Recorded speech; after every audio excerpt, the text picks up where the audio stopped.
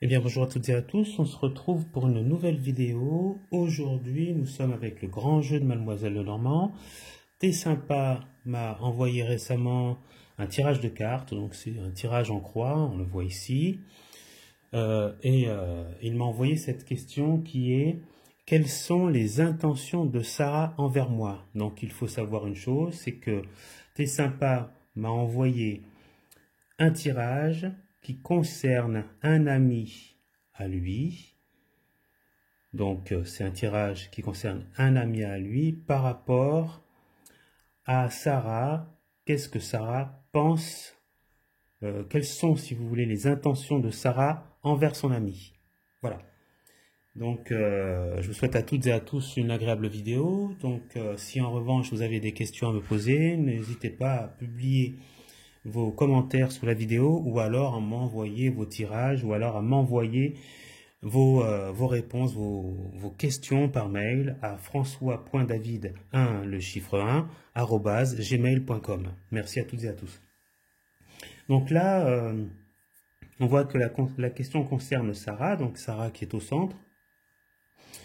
Et on va parler de la première carte, hein, là, qui est au-dessus de ce qui se passe.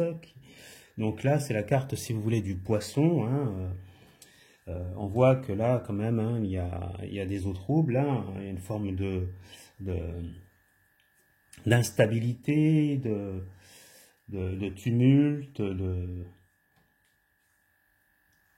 d'immobilité, si vous voulez. Donc là, on va décortiquer un peu la carte. Donc je vais vous rappeler que c'était le signe du poisson. On nous parle d'eau trouble, hein, d'eau agitée, donc d'indécision. On ne sait pas pour qui le cœur va battre. Il y a une forme d'instabilité amoureuse. Vous passez du coq à l'âne, vous passez d'une situation à une autre, d'une chose à une autre, d'un projet à un autre. Vous êtes en quelque sorte indécis, si vous voulez. Hein. Donc on va regarder sans plus attendre le rappel mythologique, hein, du sujet central, si vous voulez. Donc cette carte, bien sûr, elle fait partie de l'ordre du temps, des temps, c'est le signe du poisson, je vous l'avais dit tout à l'heure. Son signe est plutôt négatif, hein, sa valeur numérique c'est 8. On est dans la constellation du cygne, sa fleur c'est le Cartamus. Et pour la représentation que l'on voit au niveau du sujet central, Vénus et Cupidon enfourchent deux dauphins pour traverser les eaux.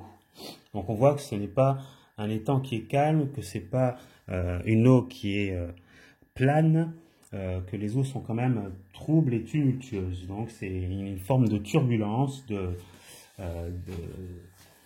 d'indécision, on ne sait pas sur quel pied danser en quelque part, hein, de trouble, d'agitation. On va voir la deuxième carte qui se trouve là à gauche, hein, c'est le valet de cœur. Alors le valet de cœur fait aussi partie de l'ordre des temps, c'est le signe du bélier, on le voit hein, ici, hein, regardez un peu les oreilles de ce personnage-là, hein, ça représente bien sûr le bélier.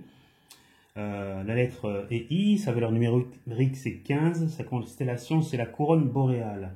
Alors pour le sujet central, Jupiter donne ses fonctions à Bacchus. Donc là on peut dire hein, que le valet de cœur, il y a une notion de rencontre sentimentale ou amicale, de plaisir, de séduction. On ne sait pas si c'est un jeu qui est sérieux ou comment dire, pas sérieux, ou c'est un jeu, on ne sait pas si on est dans le sérieux ou dans le jeu. Voilà quoi, il y a une forme de séduction, on s'amuse, il y a des plaisirs, des rencontres sentimentales ou amicales, on est dans une forme de rencontre, de séduction et de conquête quelque part. Hein.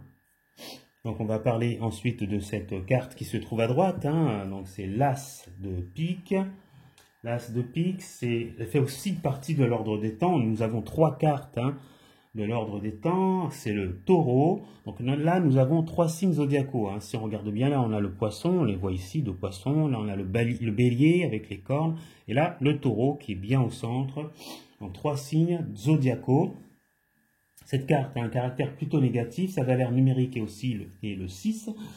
Sa constellation, c'est le cocher. Donc pour la représentation mythologique, Jupiter se change en taureau pour enlever Europe et la porter sur l'autre continent.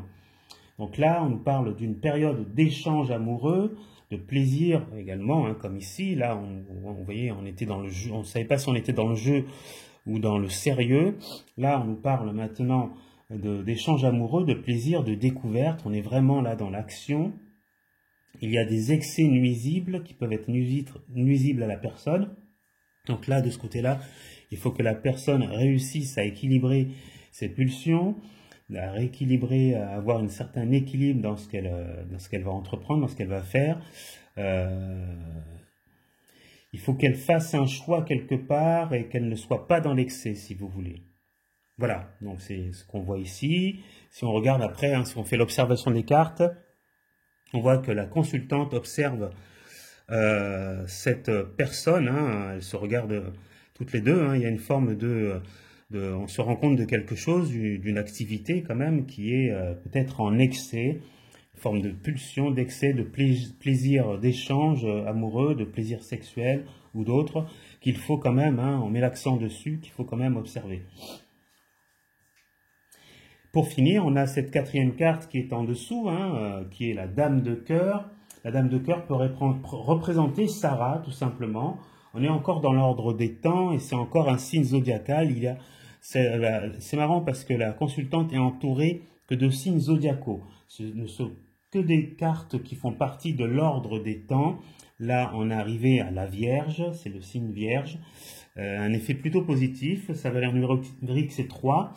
Et sa constellation, c'est la chevelure de Bérénice. Pour en fait terminer, sa représentation mythologique, Jupiter indique à Astrée la place qui lui revient au ciel. Ensuite, nous parlerons des petits sujets qui sont de part et d'autre, hein.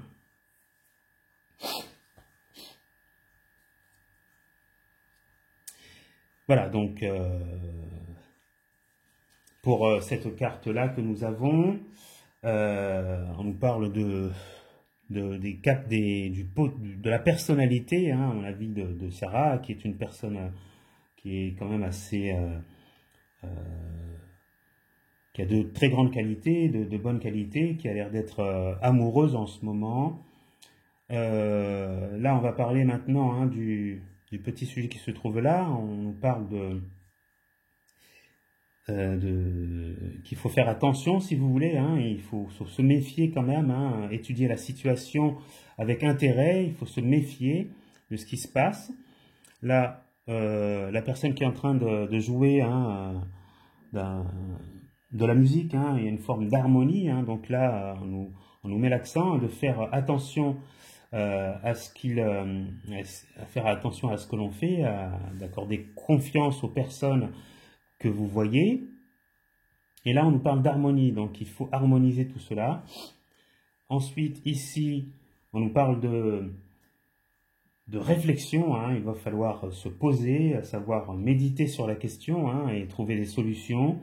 Et on nous parle aussi de nouveaux perspectives, donc c'est-à-dire il va falloir vous poser pour trouver de nouvelles solutions afin de vous ouvrir de nouvelles perspectives futures. Là, c'est la corne d'abondance, en rapport avec le sujet central qui est au-dessus, la corne d'abondance. Donc là, je vous parlais tout à l'heure, hein, de la situation qui était tumultueuse, hein, d'une forme d'instabilité amoureuse. On a l'impression que là, peut-être qu'il y a une solution qui est trouvée, que vous avez de l'aide, qu'on vous donne les solutions, qu'on vous vienne en aide. Mais ici est sous-entendu quand même qu'il va falloir faire un choix dans le fait que vous êtes instable en amour, que vous allez de partenaire, peut-être probablement de partenaire en partenaire, et qu'il faut vous trouver quelqu'un vraiment, qu'il faut vous poser, vous trouvez vraiment quelqu'un de sérieux. Donc, quelles sont les intentions de Sarah envers je ne sais pas si c'est son compagnon, hein, donc là, à mon avis, hein, j'espère que Sarah ne laissera pas son compagnon pour une autre personne, en quelque sorte, parce qu'il a quand même ici, de ce côté-là, on le remarque vraiment, qu'il y a une forme d'excès, on voit qu'il y a une forme de débauche aussi, hein, on voit une personne dénudée sur un taureau, le taureau qui représente la bestialité, le mal, l'animal, la force. On a l'impression qu'elle est un petit peu sous l'emprise de partenaires, de son partenaire ou de partenaires multiples qu'elle rencontrerait par la carte qui est à l'opposé ici. Hein. Voilà. Donc, pour mes conseils sont qu'il faut que Sarah doit, à mon avis, donc si vous voulez, pour répondre à la question qui est posée, quelles sont les intentions de Sarah envers son partenaire, ben, à mon avis, je ne sais pas si elle va pas aller voir encore ailleurs. Ce serait bien qu'elle trouve, si vous voulez, une solution pour pouvoir rester avec son partenaire et puis éviter d'être dans une zone, si vous voulez, d'hésitation et où on passe du coq à l'âne, on passe d'un partenaire à un autre, où on est dans une zone, si vous voulez, dans une situation de tumulte, d'instabilité, quoi. Il va falloir qu'elle se stabilise plus et que la situation s'arrange. Hein. Là, on voit bien ici que la personne doit pouvoir se poser afin de réfléchir et de trouver de nouvelles perspectives, afin d'harmoniser, on le voit bien ici, d'harmoniser, si vous voulez, sa relation, parce qu'elle a quand même, la dame de cœur, a quand même c'est une bonne personne qui a quand même, qui semble être amoureuse quelque part et qui a quand même de belles, comment dire, de beaux caractères, de beaux traits de caractère, si vous voulez. C'est une belle personne. Voilà, bah, c'en est tout pour cette vidéo. J'espère que cette analyse vous aura plu. Et puis, si vous avez des commentaires à effectuer, n'hésitez pas à les dire. Et puis, j'essaierai de répondre à vos questions. Et si vous avez bien sûr des tirages, des photos de tirage de vos tirages, n'hésitez pas à les envoyer. Je vous souhaite à toutes et à tous une agréable vidéo et puis une belle journée. Puis à la prochaine fois pour un nouveau tirage. Merci, au revoir.